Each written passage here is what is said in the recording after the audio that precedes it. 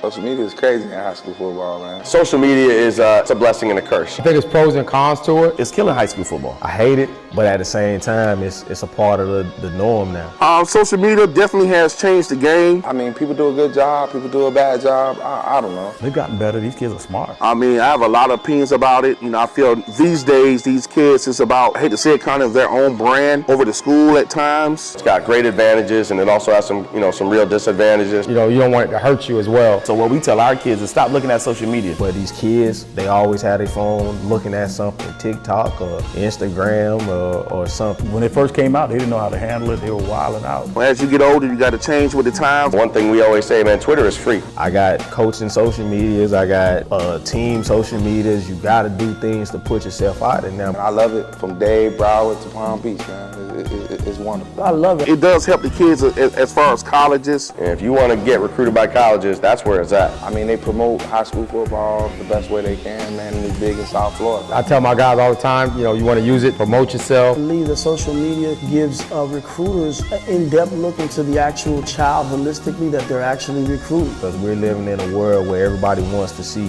things now. Stay in contact with the college coaches and things of that nature. 25, 30 coaches you might hit up. You might only get one response, but you can only go to one school.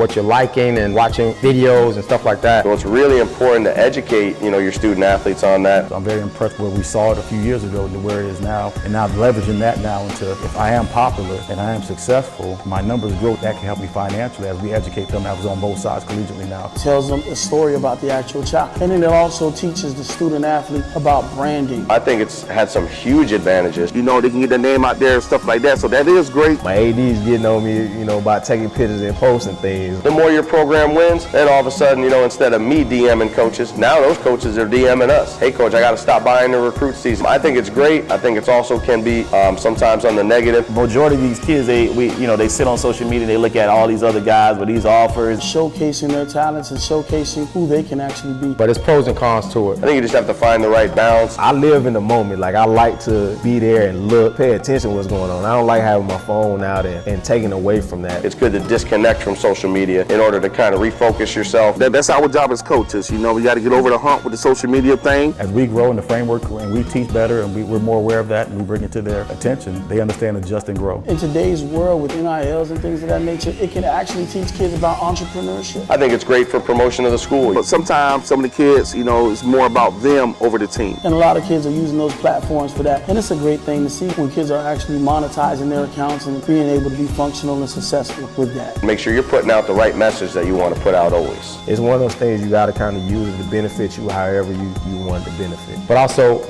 monitor what you put in on the social media page. I try to make sure that our kids know anything you put out there on social media is going to be there forever, and somebody's going to find it.